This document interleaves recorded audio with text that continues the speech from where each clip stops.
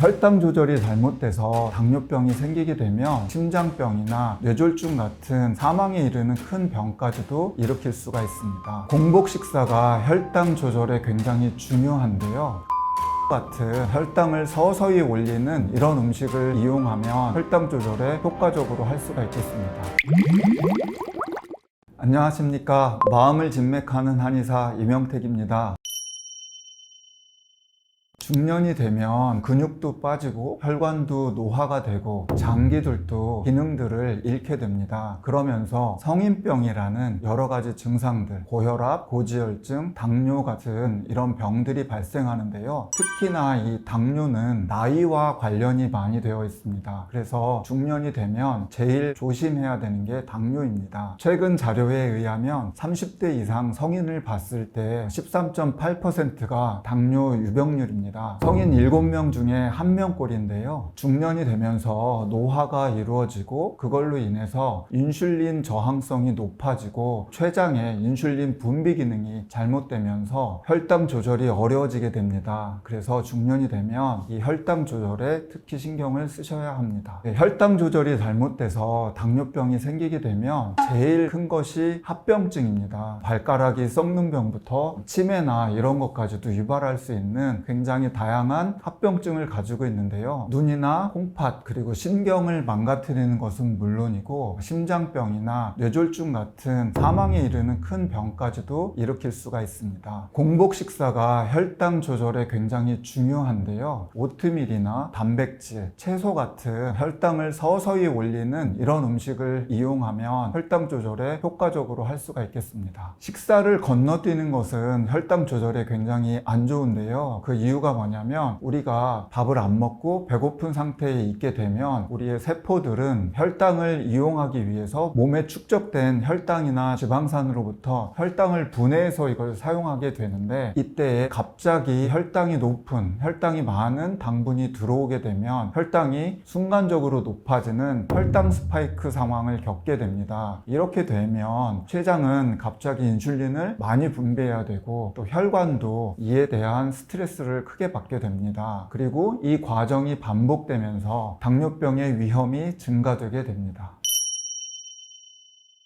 우선은 당질을 피하는 게 좋고요. 단백질 위주로 된 것들을 드시면 혈당이 서서히 올라가기 때문에 도움이 돼요. 그리고 단백질을 제일 간단하고 효과적으로 섭취할 수 있는 게 계란입니다. 계란은 구하기도 좋고 먹기도 편하고 단백질의 공급량도 쉽게 효과적으로 할 수 있기 때문에 특히나 당뇨병 있는 분들에게는 좋은 음식이 될 수 있는데요. 달걀을 많이 먹으면 양질의 단백질 뿐만 아니라 비타민 B12, 리보플라민, 셀레늄, 그리고 비타민 A와 같은 다양한 영양소들을 골고루 얻을 수가 있습니다. 포만감도 오래가기 때문에 체중을 조절하는 데 도움을 받을 수가 있고요. 사실 과식 같은 경우 혈당 조절에 굉장히 안 좋은 인자가 될 수 있습니다. 그리고 이 혈당 조절을 하기 위해서는 계란 프라이로 드시는 것보다는 반숙 정도로 해서 삶아 드시는 것이 좋겠습니다. 다만 계란은 콜레스테롤이 많을 수가 있어요. 그래서 동맥경화나 심장병 같은 것이 있는 분들은 하루에 권장량인 3개 이상을 넘지 않는 것이 좋겠습니다. 혈당을 낮추는 데 도움이 되는 음식 두 번째는 오트밀입니다. 특히 이제 설탕이 들어가 있지 않은 오트밀을 먹게 되면 공복 혈당 수치를 낮출 수가 있고요. 그리고 당화혈색소 수치도 낮출 수가 있으니까 오트밀은 당뇨 환자분들에게는 굉장히 좋은 음식입니다. 오트밀의 단백질 함량은 하루 권장 섭취량의 한 25% 정도 되니까요. 곡류치고는 단백질이 굉장히 많은 음식이에요. 그래서 단백질 대체식품으로도 각광받고 있습니다. 오트밀은 식이섬유도 많이 포함하고 있어가지고 소화를 돕고 그리고 또 콜레스테롤도 낮추고 그래서 성인병을 예방할 수도 있고요. 장 건강에도 도움이 많이 되니까 또 면역력도 함께 올라가겠죠. 오트밀은 미국 타임지가 선정한 10대 슈퍼푸드에 속하는데요. 비타민 E, 비타민 C, 그리고 셀레늄, 폴리페놀 같은 음식들은 여러 가지 성분들이 많이 들어있어서 항산화 작용을 함으로써 노화를 예방하고 세포 내에 있는 염증 수치도 개선하는 효과가 있습니다. 오트밀의 성인 일일 권장량은 100g에서 150g 정도 되는데요. 오트밀에서 조심해야 될 거는 퓨린 성분이 있어요. 그래서 이걸 많이 드시게 되면 신장이 약한 사람이나 통풍 같은 거 있는 분들은 그 증상이 확대될 수 있기 때문에 전문의와 상의해서 드시고 또 이 권장량은 지켜주시는 것이 좋겠습니다. 혈당 수치를 낮추는 마지막 음식은 이제 채소류입니다. 우리가 채소류가 여러 가지 있는데 특히 전분이 함유되어 있지 않은 채소가 이제 중요한데요. 십자화과라고 해가지고 꽃이 이렇게 십자가처럼 피는 그 채소들이 있어요. 케일이나 양배추, 브로콜리 이런 것들이 이제 십자화과에 속하는데 이 십자화과 채소는 비타민과 미네랄이 풍부하고 설포라판이라는 화합물이 있어가지고요. 노화되고 또 염증이 생기고 이런 부분들을 잡아주는 역할을 합니다. 그렇게 되면서 이제 당뇨병과 관련된 혈관 손상이나 이런 부분들, 세포 재생 이런 것들을 도와줘가지고 당뇨병에도 도움이 많이 됩니다.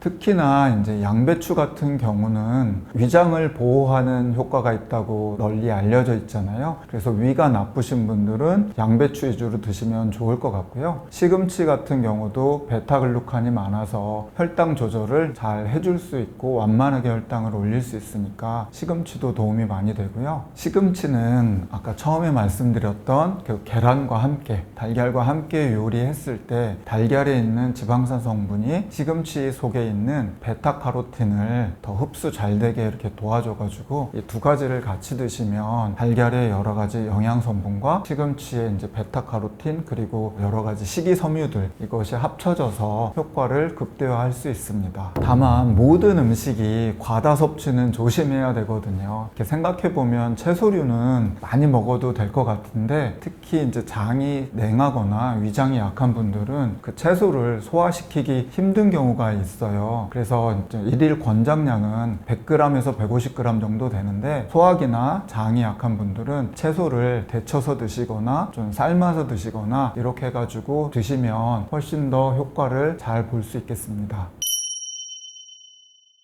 공복 혈당에 치명적인 음식은 사실 우리가 늘상 먹는, 자주 먹고 맛있는 것들인데요. 제일 치명적인 게 쌀밥, 빵, 과자류, 우리가 늘 먹는 간식류, 음료수가 있습니다. 음료수 하나에도 설탕이 굉장히 많이 들어가 있거든요. 그런 것들은 좀 피하시고 우리가 이렇게 일상에는 굉장히 몸에 좋을 것 같지만 당뇨 환자분들은 조심해야 될 음식이 있는데 첫 번째가 이제 선식이에요. 어떻게 보면 곡류들이나 또 우리 몸에 좋은 영양소들을 갈아서 먹기 좋게 그리고 우유 같은 거 넣어서 이렇게 먹으면 한 끼 굉장히 좋을 것 같은데 통곡물을 볶아서 껍질째 이렇게 씹어 드시는 거하고 이걸 갈아서 드시는 거하고는 또 차이가 있어요. 그리고 잘 살펴보면 선식도 맛을 내기 위해서 거기에 당류나 여러 가지 과당 같은 거 이런 당분을 추가하는 경우들이 있고요. 또 선식을 하는 그 곡류 자체가 어떻게 보면 탄수화물로 이루어진 것들이 많기 때문에 당뇨 환자분들은 선식은 조금 피하시는 것이 좋겠고요. 두 번째로는 요거트도 있어요. 요즘에는 뭐 그릭도 있고 뭐 굉장히 많은 요거트들이 이렇게 있는데 이 요거트들이 봤을 때 당류가 없는 무가당 요거트를 드시면 몸에 굉장히 좋습니다. 단백질 섭취도 좋고 혈당을 올리지 않는데 맛을 위해서 요거트에 당류가 이렇게 포함이 되어 있으면 당뇨 환자분들에게는 굉장히 안 좋은 음식이 될 수가 있어요. 그래서 그것도 조심하시고 세 번째로는 과일이에요. 어떻게 보면 과일, 특히나 사과 같은 거는 아침에 사과 한 쪽은 뭐 금이다 뭐 이런 이야기가 있을 만큼 좋은 것 같은데 당뇨 환자분들은 사과도 조심해서 드시고 워낙 사과는 몸에 좋으니까 드시려면 한 반 조각 정도 최대 2조각 정도를 이렇게 껍질째 해서 꼭 씹어서 드시는 게 좋을 것 같고요. 빈속이나 공복에 드시는 것은 사과도 안 좋을 것 같습니다. 거기다가 복숭아나 뭐 멜론 같은 즙이 많은 음식은 전부 설탕물이라고 생각하시면 돼요. 혈당을 갑자기 올릴 수 있기 때문에 맛이 있더라도 조금 당뇨 환자분들은 참으시는 게 좋겠습니다.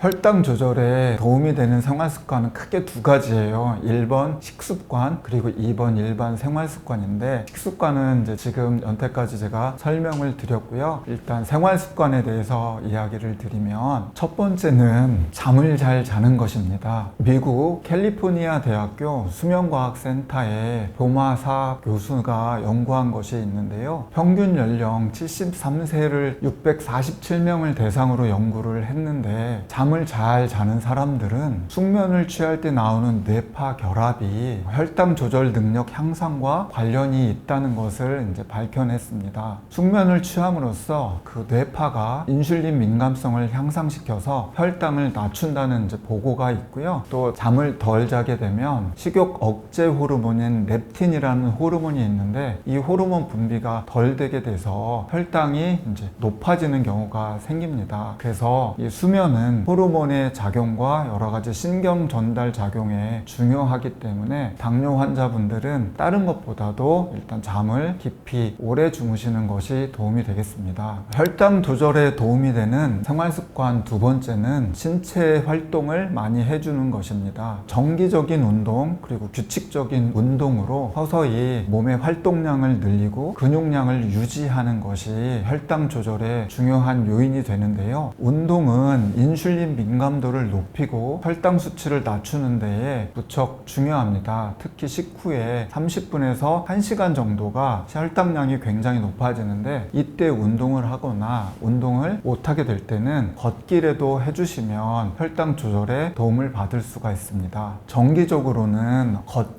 수영 또는 달리기, 그리고 근력 운동을 해주는 것이 좋은데요. 운동이 이제 중요한 이유 중에 하나는 체중을 적정 체중으로 유지하고 때로는 체중을 또 감소시킬 수가 있습니다. 이 당뇨라는 병은 어떻게 보면 몸에 당분이라는 에너지원이 들어와 있고, 이 에너지원을 잘 소비해야 되는데 현대인들이 움직임이 적고 대신에 영양 있는 에너지는 많이 모이다 보니까 에너지 과잉으로 인해서 소변으로 나가서는 안 될 에너지가 빠져나가는 거예요. 그러니까 어떻게 보면 자동차에다가 휘발유를 충전했는데 너무 많이 넣어서 휘발유가 이렇게 질질 새는 상황, 이게 이제 당뇨의 상황이거든요. 그래서 운동을 통해서 에너지를 잘 소비해주면 혈당을 조절할 수 있고 당뇨병으로부터 치료가 될 수도 있고, 또 운동을 통해서 이 스트레스가 제거되는 것도 당뇨 환자분들에게는 필요하기 때문에 운동을 하는 것이 이제 중요합니다. 혈당 조절에 도움이 되는 습관 세 번째는 조금 생소한데요. 양치질 하기입니다. 이렇게 들어보면 양치질이랑 혈당 조절과 뭐가 이렇게 도움이 될까 이런 생각이 드실 수 있을 것 같아요. 제가 양치질을 권하는 이유는 잇몸병과 당뇨병이 상관이 크게 있습니다. 잇몸병을 일으키는 세균이 혈관을 침투해서 혈관을 타고 췌장까지 가서 인슐린 분비 세포를 망가뜨리기 때문인데요. 그래서 양치질을 잘 하고 잇몸병을 줄이는 것이 당뇨병을 또 예방하는 하나의 방법이 될 것 같고요. 우리가 특히 이제 밖에 있을 때 요즘에는 좋은 식당이나 이런 데 가도 또 가글 하는 이런 것들을 화장실에 설치해 놓고 해서 가글을 많이 하는 경우도 있는데, 이 구강청결제를 많이 사용하게 되면 당뇨병을 또 유발한다는 그런 보고가 있습니다. 특히나 이게 매일 2회씩 사용하시는 분들에게는 당뇨병 걸릴 확률이 55%가 늘었다고 해요. 그 이유는 뭐냐면 구강 내에는 또 유익균들이 있거든요. 이 유익균들은 체내에 산화질소를 이렇게 많이 발생시켜 가지고 인슐린 분비와 혈당 조절에 다양한 이제 영향들을 주는데요. 가글을 통해서 이 유익균들마저 제거가 돼 버리면 혈당 대사를 변화시키고 당뇨병을 또 유발하게 되는 것이죠. 가급적이면 구강청결제는 한 번 정도 사용하시고 양치를 잘 하는 습관을 들이는 것이 당뇨병을 예방하는 지름길이라 볼 수 있겠습니다.